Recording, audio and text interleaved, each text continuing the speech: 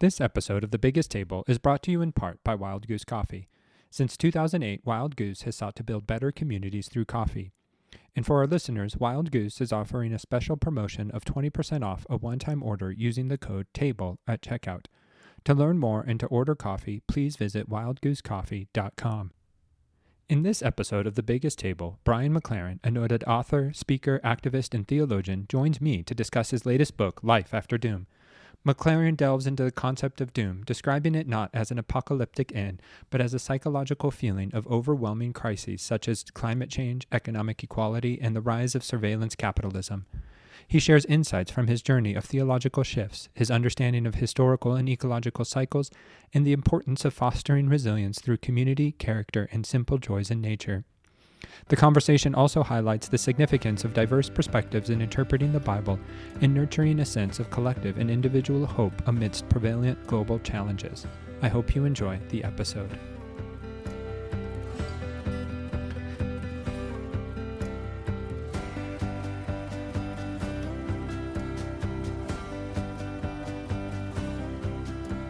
Hello, and welcome to another episode of The Biggest Table. I'm your host, Andrew Camp, and in this podcast, we explore the table, food, eating, and hospitality as an arena for experiencing God's love and our love for one another. And today, I'm joined by Brian McLaren. Brian is an author, speaker, activist, and public theologian. A former college English teacher and pastor, he is a passionate advocate for a new kind of Christianity, just, generous, and working with people of all faiths for the common good. He is Dean of Faculty for the Center for Action and Contemplation and a podcaster with Learning How to See.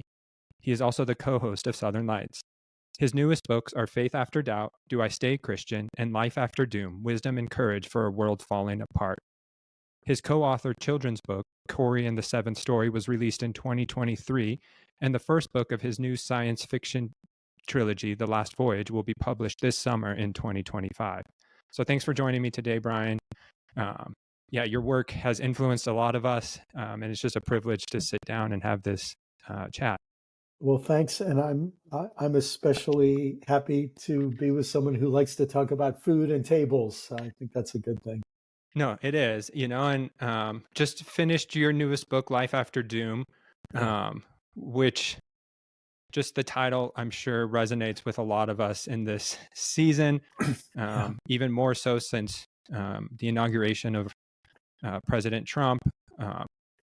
But this book was written before all of this. And so what was the impetus for a book about doom? Yes. Well, first, let me say, when I'm using the word doom, I'm using it to describe a feeling. I'm not using it to describe the end of the space-time universe or the extinction of all life on Earth or something like that. But there's a convergence of problems, a convergence of trouble, things that have been building for a long time that a lot of experts are now calling the polycrisis or the multi-crisis. And by that, they mean a constellation of problems like climate change and the larger problem of ecological overshoot, and like the concentration of wealth and power among some multi-billionaires who are learning how to arrange and rig the whole system for their benefit, and add to that the increase of weapons, not only nuclear weapons and personal weapons, but all kinds of weapons of mass destruction, new ways of delivering them, and so on. The spread of it, what many are calling surveillance capitalism, when those same billionaires have access to data about us that we freely give up, and some data that we don't even know they're getting about us. You put all of that together, and when you have the feeling that our problems have grown bigger than our solutions, that's when this psychological feeling that I'm calling doom sneaks in. And maybe the only other thing I'll say about it, Andrew, is that I'll be 69 years old this year. And I realized that for my whole life, I lived with a sense that things were generally getting better. Yeah. And when this feeling creeps up your spine and says, no, our problems have gotten bigger than our solutions, it's psychologically disruptive for so many of us. So that's what I mean. I'm not Hmm. just talking about the problems, but the feeling that we get when we start seeing these problems. No, and what I love about you, as you mentioned, like you're turning 69 this year, and having been born and raised and pastored in the evangelical church, I've been fortunate and cursed maybe to work with, people of your age, and a Yeah, lot of them still seem naive to this yeah, general feeling that I think millennials, Gen Z, we carry with us just because of we've never seen American exceptionalism. yes, We weren't yes, through the Cold War. yes, My world has been just plumaged with school shootings, yes, 9/11, like yes. everything. And so, like, what was the wake up call for you? How, as you have pastored, taught, been around Christianity Yeah. for so long, how did you stay nimble enough to come to see something that's worth talking about and not stay set in your ways? Yeah. Well, my goodness, that's a good question, Andrew. I think it's happened in many, many stages, but I suppose the first one was this. Um, as a pastor, I started feeling that the theological constructs that I inherited did not really fit reality.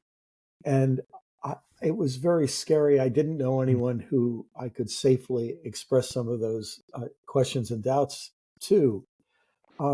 But when the language of a shift from the modern world to a postmodern world came up for me, it actually came in my professional life. I was a college English teacher. When I was in graduate school, that's when I first encountered the word postmodern. Mm. And it was used kind of in a very intellectual sense, really growing out of literary criticism. But the main idea of postmodernity grew for me to be the critique of modernity that arose after the Holocaust. Hmm. And in Europe, after the horrors of World War II, European intellectuals started saying, this modern world that we thought delivered nothing but progress, it's delivered a Holocaust here, and it's Hmm. delivered two world wars here. Something isn't right. And then that became this kind of spillover. Then women started saying, yeah, and men have been in charge. And that hasn't been so great for us. And with the civil rights movement in the United States and the anti-apartheid movement in Africa and the anti-colonial movements across Africa and Latin America, people of color started saying, yeah, and white folks have been in charge. That hasn't been so great. And the environmental movement, and it Yeah. just felt like this cascade that at every new wave of that cascade, white men like me had to make a choice. Do we Hmm. defend the status quo or do we listen? And so, some men have dug in their heels wave after wave after wave. I could not do that in good conscience. So, yeah, it started falling apart for me pretty quickly in the 80s and 90s, Right. 70s, really into the 80s and 90s. And so, as you know, I'm going to guess most of my listeners have waking up to this reality that and carry this sort of existential doom and angst within us. Like, as we Mm, wake up to reality, how do we do it in ways that aren't detrimental to our health? Like, how do we yeah, care for ourselves in this season where you know, sometimes we wake up wondering if nuclear bombs have been set off? Like, yes, um, how, how do we wake up to reality without destroying ourselves? yeah, my goodness. That only a person who understands the gravity of what we're facing would ask the question that way. But anyone who understands it would say yes. That's the question. Um, and the first thing I'd say is we have to find at least one other person to talk to about it. Hmm. Sociologists have a term, plausibility structure, that when let's say we're in a situation where a whole lot of people are in denial and they're fabricating a whole kind of like the Truman Show movie, they're fabricating a dome of lies and half truths to protect a certain way of seeing and making money for people. Um, if you don't have a single person you can talk to, well, it's possible to survive, but it's very, very hard. Right. As soon as we get one or two or three friends with whom we can break out of our denial and find it safe to say what we really think, once that happens, I think survival becomes possible. It's interesting for me as a Christian, that that phrase in Jesus' teaching, wherever two or three of you gather in my name. One way to understand that phrase, in my name, means playing me. Like we'd say, the Hunger Games was, uh, uh, uh, I'm forgetting the name of the great actress in the Hunger Games. Jennifer Lawrence. Jennifer Lawrence, yeah. The Hunger Games was Jennifer Lawrence in the name of Katniss Everdeen. She was playing Katniss Everdeen. And I think Jesus is saying, look, if you want to play me, if you want to play my role in the world, it's really going to help to have two or three other people with you to help. And that, I think, is a starting place. From there, I would say none of us have the big picture in all of its details, but trying to get some bigger sense of what's going on helps. That's what I tried to do in this book, Life After Doom. I tried to have people get the best and most accessible sense I could offer of our current situation. And then I think the third thing that could really help, along with many others, would be getting a longer time span to think about history. And that's something else that I try to help people develop. We could talk more about that if you'd like. Yeah, no, I'm curious what that longer time span is, because I think you listen to any hot takes and it's, the urgency of the moment, or, we just got done with the Super Bowl. And so, Patrick Mahomes is the best ever. No, he's not. Now Jalen Hurts, like we're prone to the latest news is the only news, and without a broad swath of history. And so what do you mean by having a bigger view of history? Yes. So let me, you imagine you look through a telephoto lens, and if you have it extended, you see far things, distant things, but a very small aperture, right? Right. Very small frame of reference. Let's imagine zooming back to two dimensions. First, let's imagine zooming back to just the history of our nation. And so if we were to say this nation over the last 400 plus years involved a group of people escaping difficult conditions in Europe and seizing certain kinds of economic and personal opportunities in North America. And it wasn't a pretty picture for the people leaving Europe. And it wasn't a pretty picture for the indigenous people when these other, let's call them undocumented white European invaders came in by the boatload.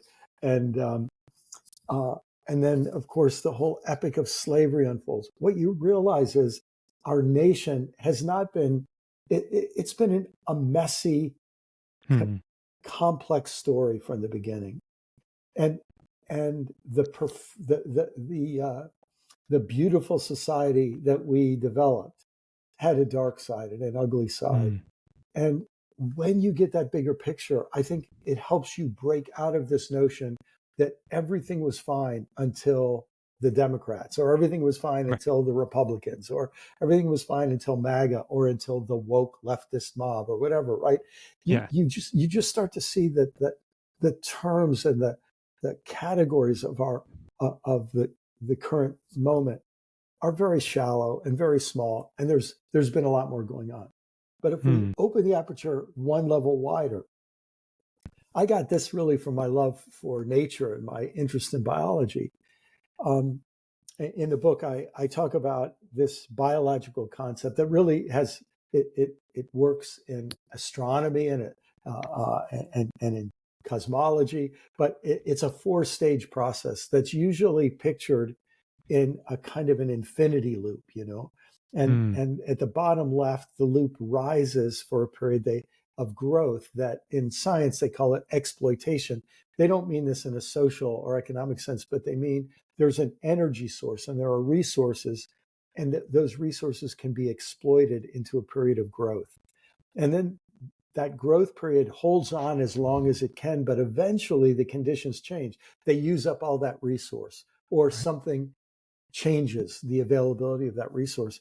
And then that growth phase that becomes a conservation phase then begins to fall apart, and it becomes a release phase or a collapse phase. And then that leads to a reorganization phase, when the energy of the whole system that has collapsed now becomes a new energy source for something new. You see it with when a tree grows and grows and grows, and then it falls, and then the trunk decays and fertilizes the soil, and more sunlight can come in and new things can grow.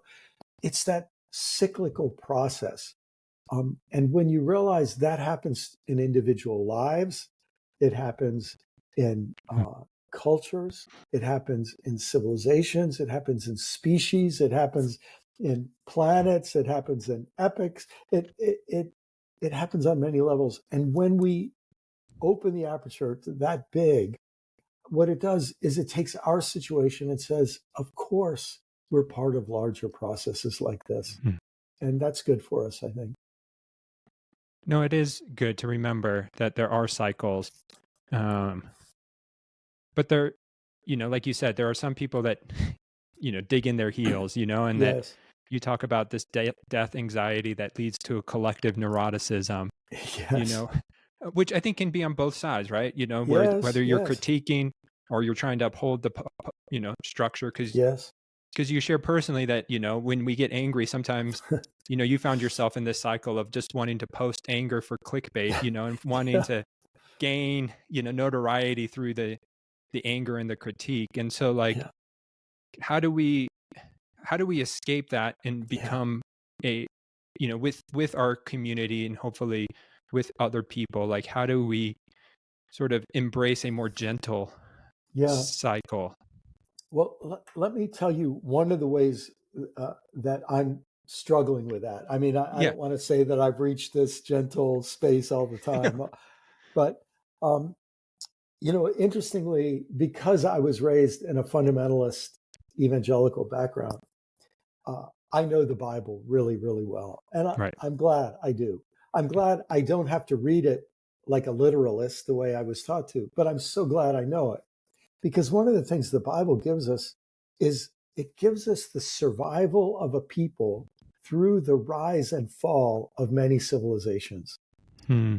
And so, we have the Jewish people emerging um, against all of these warlords, what we might call feudal lords of the ancient Middle East. And then there are these big civilizations, the Egyptian Empire, the Assyrian, the Babylonian, the Philistines, all of these different groups that come and go, rise and fall.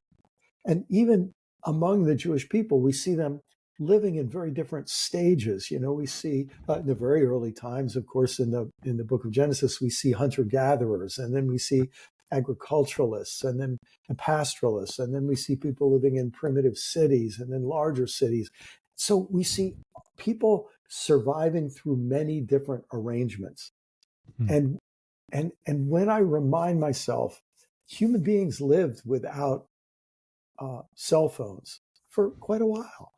Yeah. And people lived without electricity, and people lived without democracy, and people lived without, uh, a court system. And people had some of those things and then had them taken away, and they survived. Hmm. When we realize that resilience is part of being human, um, and when we realize how few people have enjoyed the level of privilege and stability that people like us have enjoyed, I think we start to realize it may be our time to have to go through some of those disruptions. And and I think that helps us to give ourselves permission to live in a time that's not the time that we were told was normal. Right. Yeah.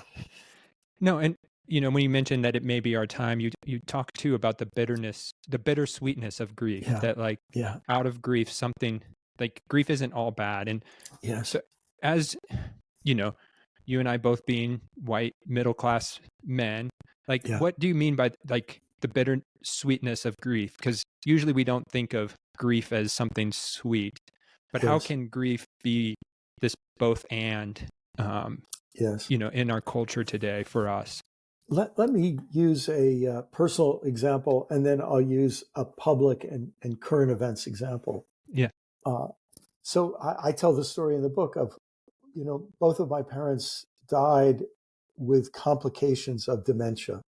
Mm. And and I I remember with my mother, her dementia, she was so sweet. She was always a sweet person. She became even sweeter, but she just remembered less and less.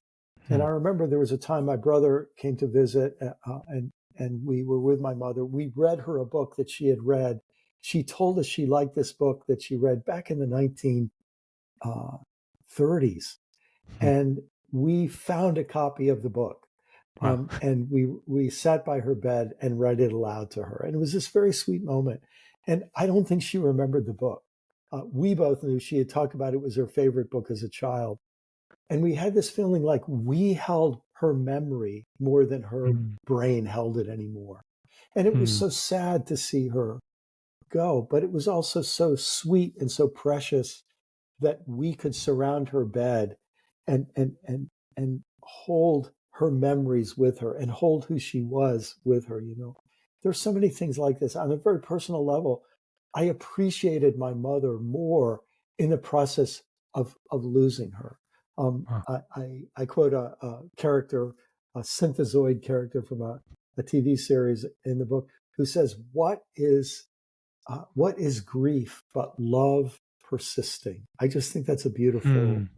idea.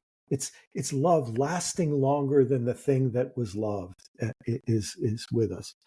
Now, here's a contemporary example.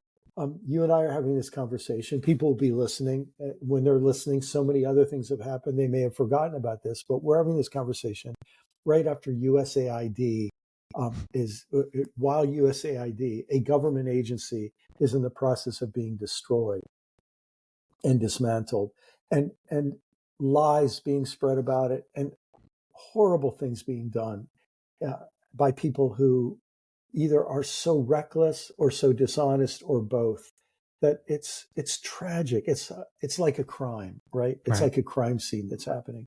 I was a pastor in Washington, D.C. I had many people in my congregation who worked for USAID. A lot of Mm. people in the Christian community don't know that World Vision and Lutheran Yeah. World Services, many Christian organizations, work closely hand in hand with USAID to do good around the world.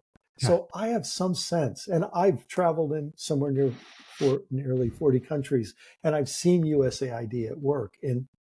among people in need.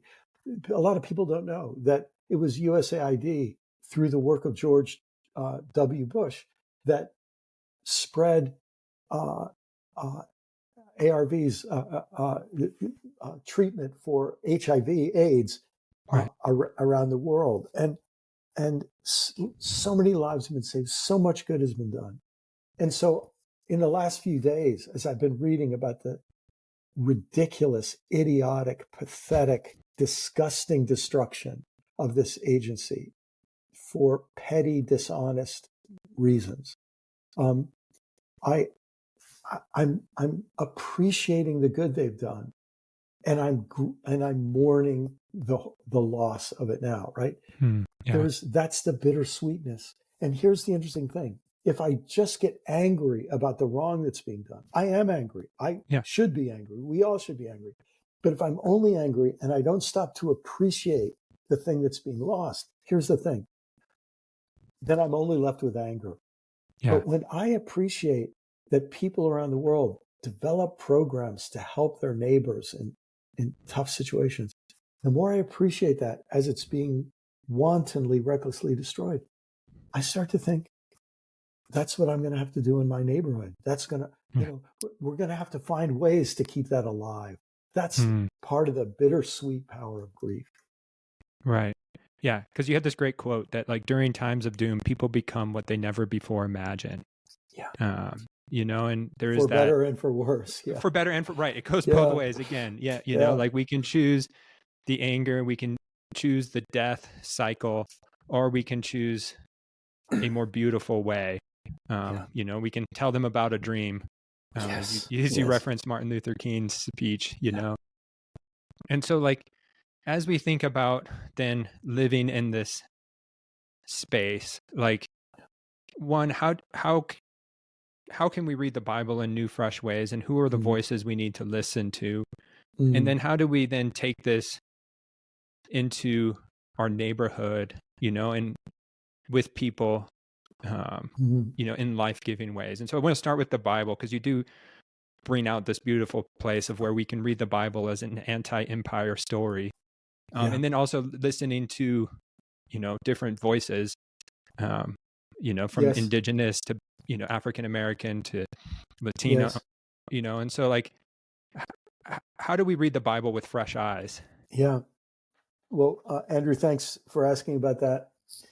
Um, as I said, with my background, I was taught the Bible. Right. Um, but what I was also taught was a set of assumptions about the Bible and very strict ways of interpreting the Bible. A lot of Mm-hmm. energy went into teaching me how to interpret the Bible the right way. I remember once hearing a preacher say, we all have white pages in our Bible and we all have yellow pages in our Bible. The white pages are the ones we never turn to, and the yellow pages are the ones we turn to again and again. And I was taught to read through the Bible, and there were certain verses. There was something called the Roman Road. We would Yeah. extract verses in the book of Romans, or there was a set of verses I memorized. I remember once, I was a preacher by this time, and I was preaching a verse in Isaiah that I had memorized as a kid. I never read the chapter or two before and the chapter or two after. Hmm. And when I read the chapters before and after, they were all about social justice. They were about Yeah. caring for widows and orphans. They were all about religious hypocrisy and how God preferred that we care for the poor than have big, elaborate worship experiences, right? Yeah. So, what I think has happened for more and more of us is we weren't able to distinguish the Bible as a set of texts from the interpretive grid through which we interpreted the Bible. And for that reason, many people just get sick of the Bible. Every time they Yeah. open it, it just turns their stomach because they remember the ways it was used to hold down women or to justify white supremacy or to blame the poor for their poverty and so on. And so uh, what I recommend we do is start by saying, I don't, even if I've heard millions of sermons about the Bible, if all those sermons were preached by privileged white male uh, people from a Western background, um, and if they were taught by seminary Yeah. professors who had that perspective generations back, I ought to be suspicious that I'm only getting one angle on the Bible. Hmm. Yeah. And so that would be a first step. Next step would be to start listening to some other voices who read the Bible. And I'll just give one quick example of this. Years ago, I finally had the blessing in my life of having some friends who were rabbis. Hmm. And I remember one of my rabbi friends said to me, yeah, we Jews, we just shake our heads when we hear you Christians read the Bible. And I said, well, tell me more about that. And she said, you have this thing called the fall. You need to know, no Jew in history ever reads the first few chapters of Genesis and creates an idea called the fall. And I said, well, how do you read the Bible? And when she talked about the Jewish way of reading the Bible, I just realized everything that I read in the Bible is framed by a reading of the first three chapters that changes everything that follows. And Right. so it opens our possibilities and we see new things. No, for sure. And I remember I was recording a podcast, I think it was the week after the election, and it was with David Swanson, who's a multi-ethnic pastor in Chicago and has written some great books on racism and environmental justice. And I asked him how his congregation was doing.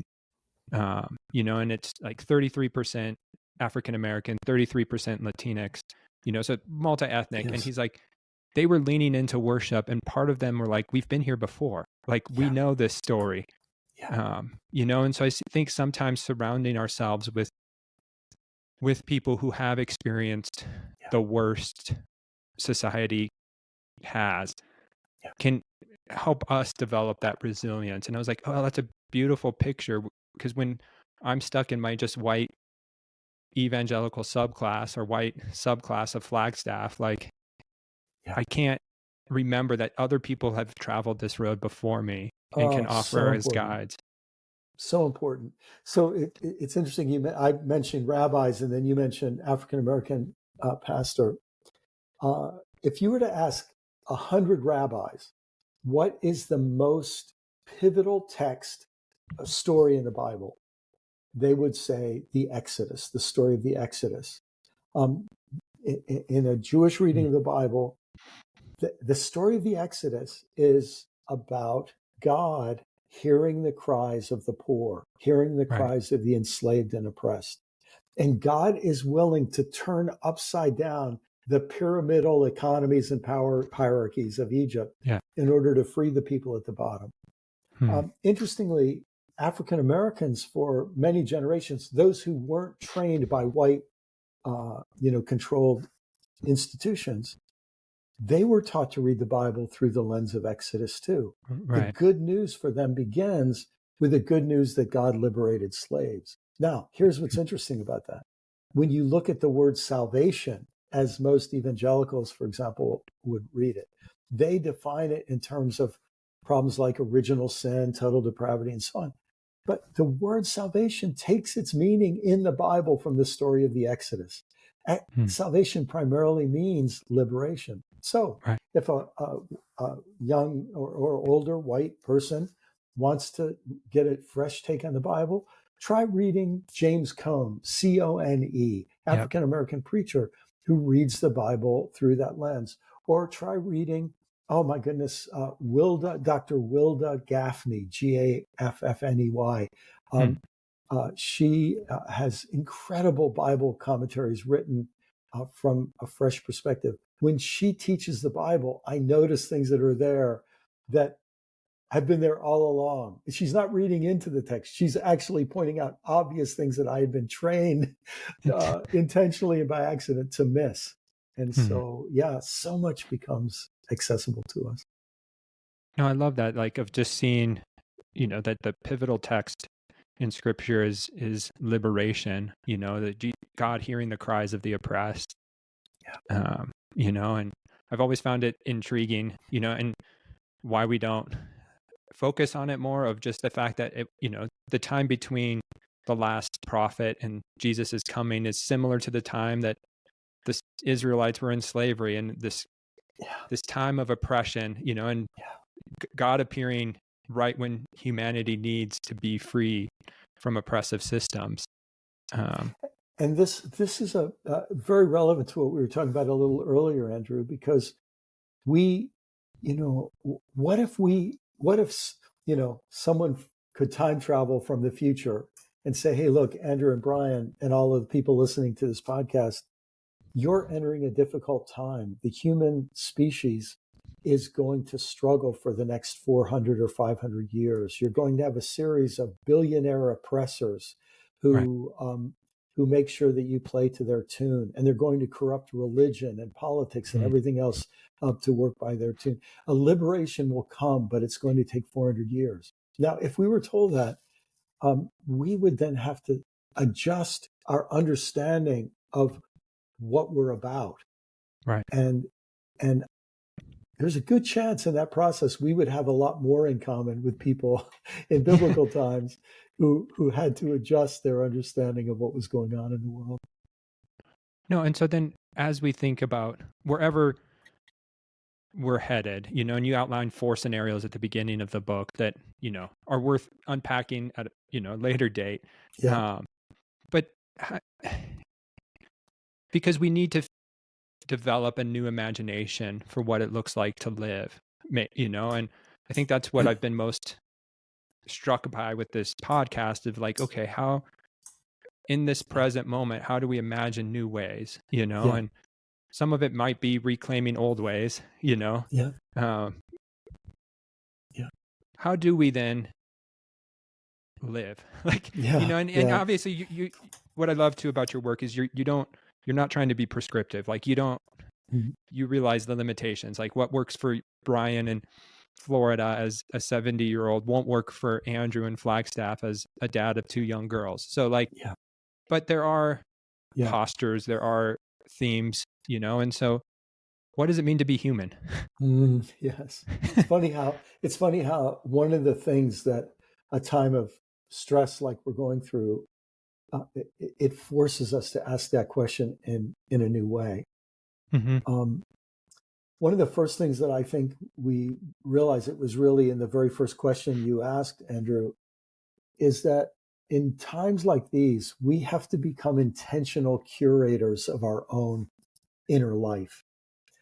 Our nervous systems are being jolted with an awful lot of stress right now, Yeah. and and we may find ourselves having sleepless nights like we've never had before, and we may feel our bodies carrying tension that we're not used to.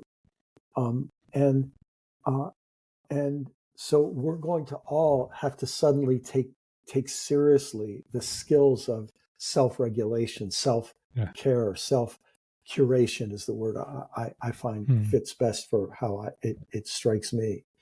Curating our own inner life. And that's where things like prayer that we used to think, God has this checklist of things he wants me to do. I'm supposed to have a quiet time, blah, blah. But Yeah. you start to realize, no, let's see whatever we do in these areas as what we need to do for our own well-being. So for some of us, that might mean getting up and taking a walk and opening our hearts to God and noticing the beauty of the earth. I have a little saying that when I'm feeling really bad, I go out and take a walk in the morning. I take a walk whenever, many times a day, actually. But um, I say to myself, human beings are a mess, but the birds are being awesome. Yeah. It just Yes. reminds me there are other kingdoms at Right. work who are living well.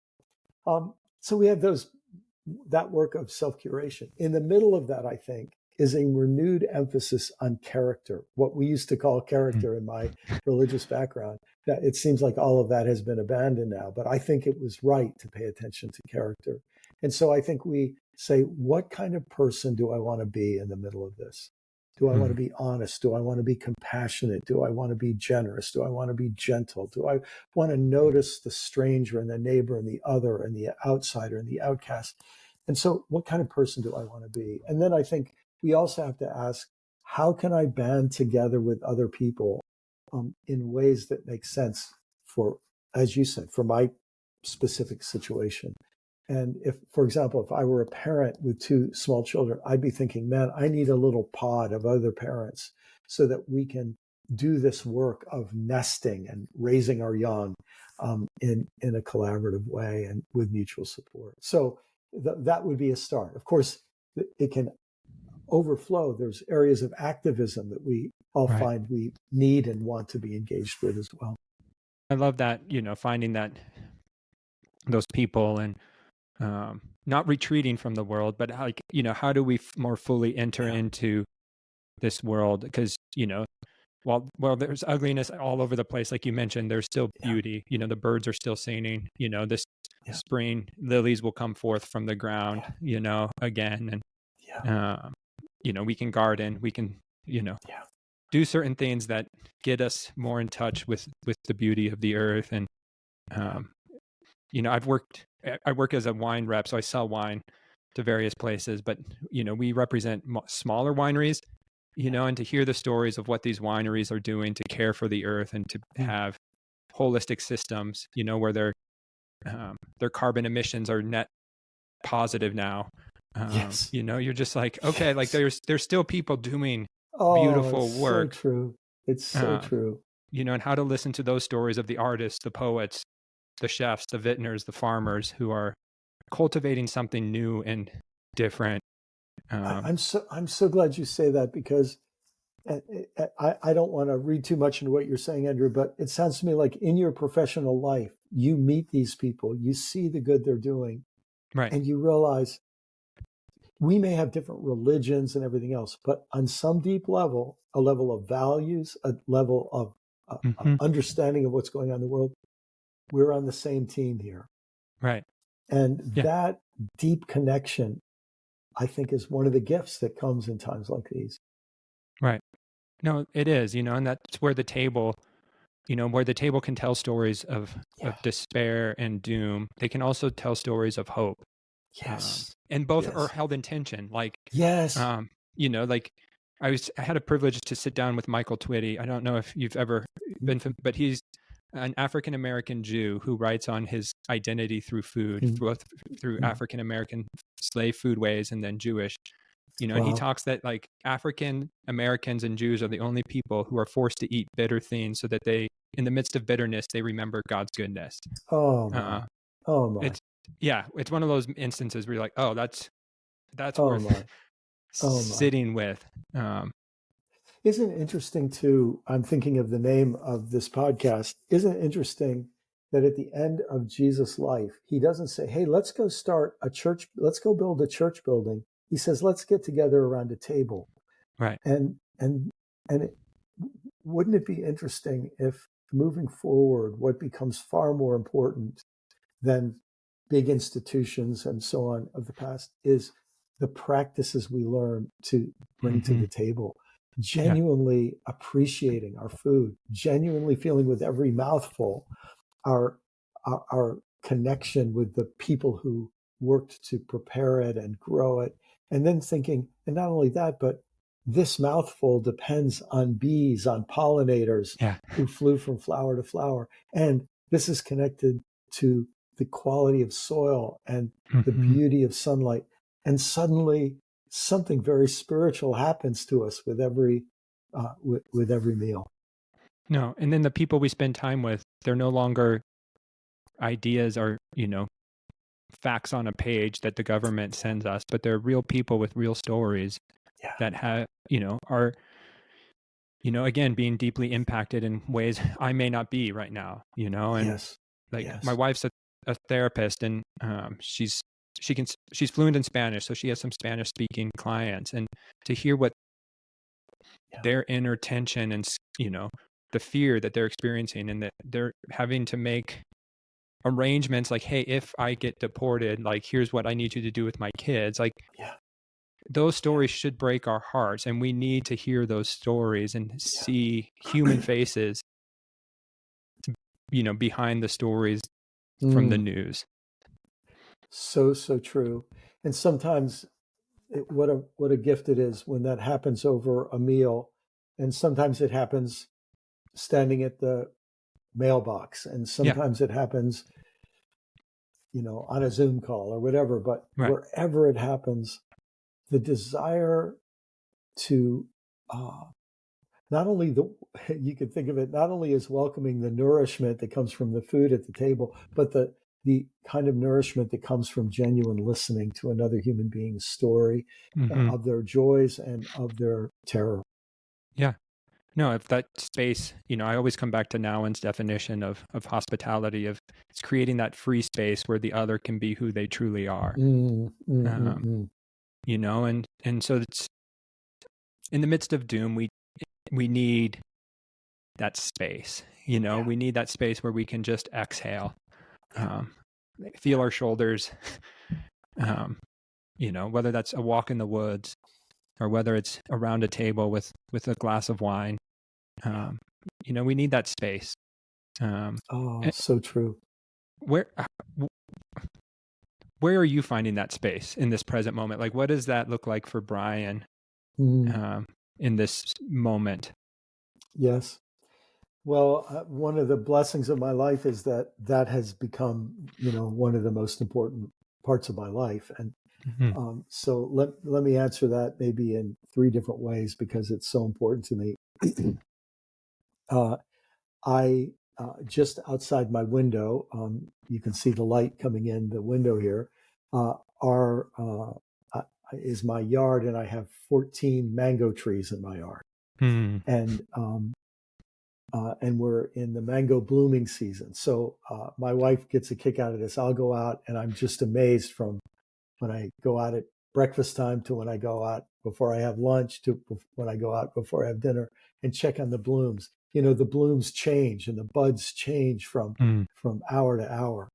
And to watch this tree being in the season to bloom, and then the panicles or the blooms come out, and then I see the pollinators, and sometimes I go out at night with a flashlight to enjoy watching the pollinators who are on the night shift of pollination.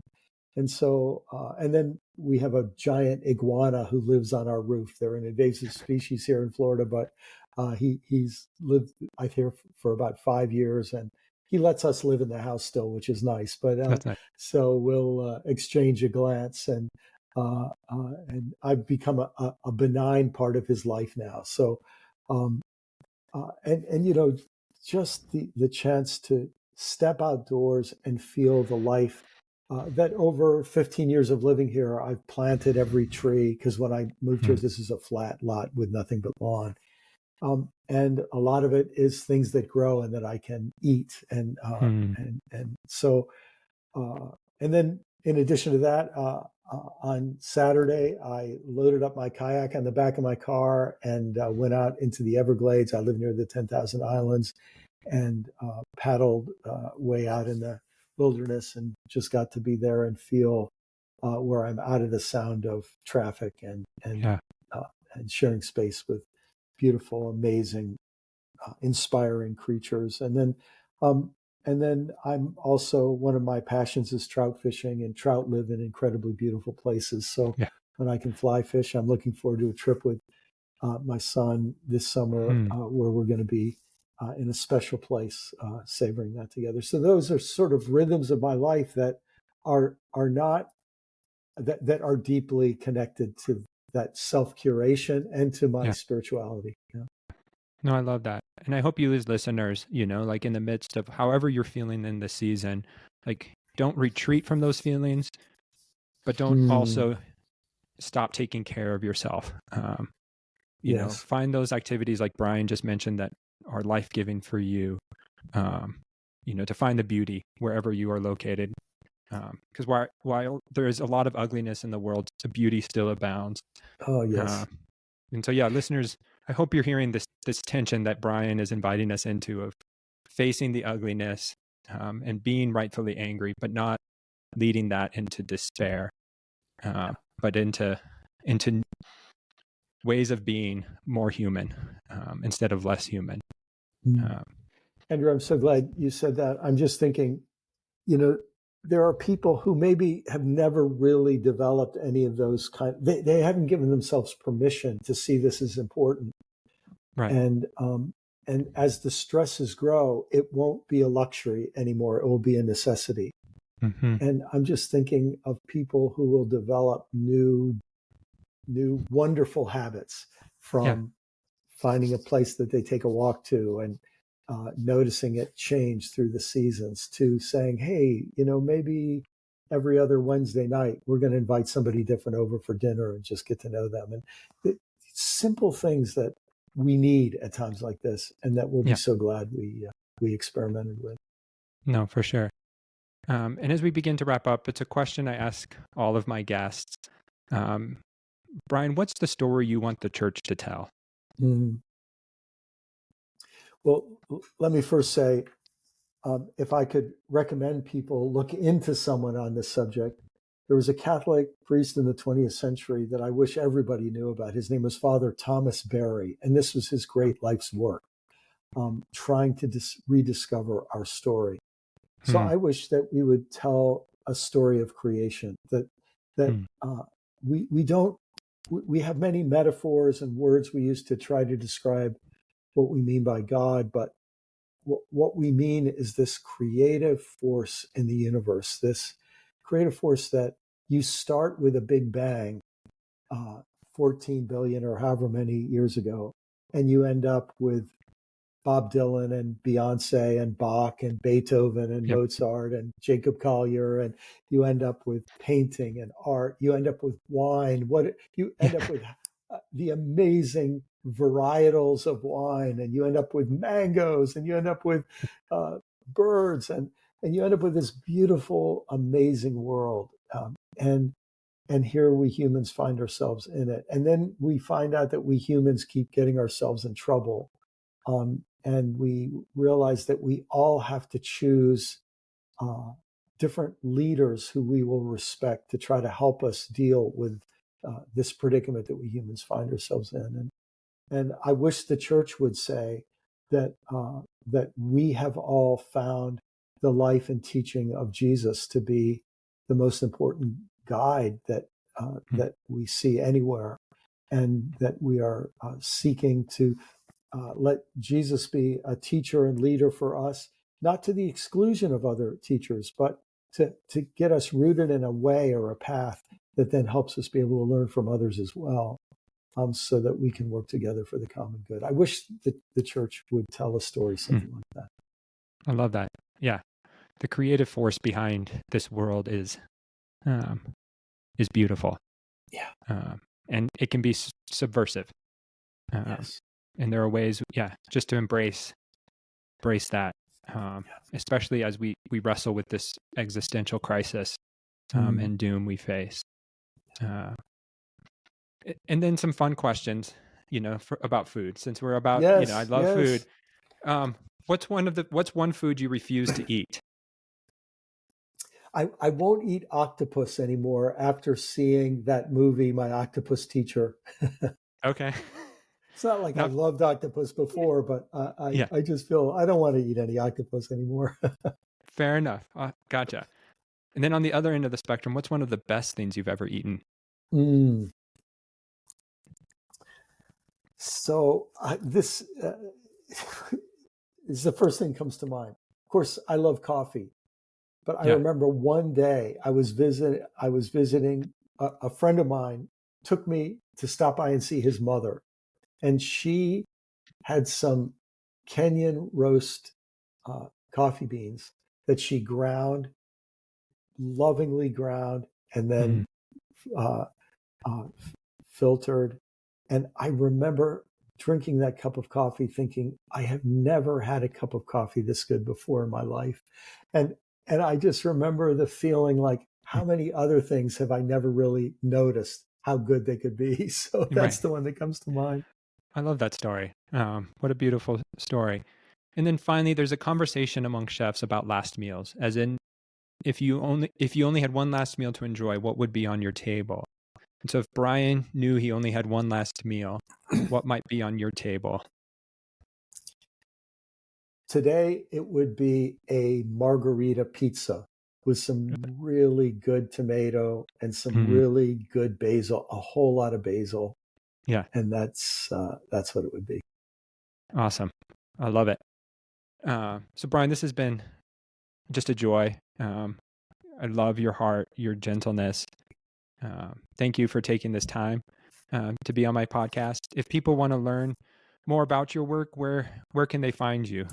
Well, I have a website, brianmclaren.net, and there's a link to social media and blogs and books and podcasts and everything else there. Awesome. Perfect. Yeah. And if you are looking for a book of just how to be present in this time and to wrestle with this moment, do buy Life After Doom. It's not an easy read, but it's a read I think we need to grapple with. And so do pick up the book wherever you get your books. And if you've enjoyed this episode, please consider subscribing, leaving a review, or sharing it with others. Thanks for joining us on this episode of The Biggest Table, where we explore what it means to be transformed by God's love around the table and through food. Until next time, bye.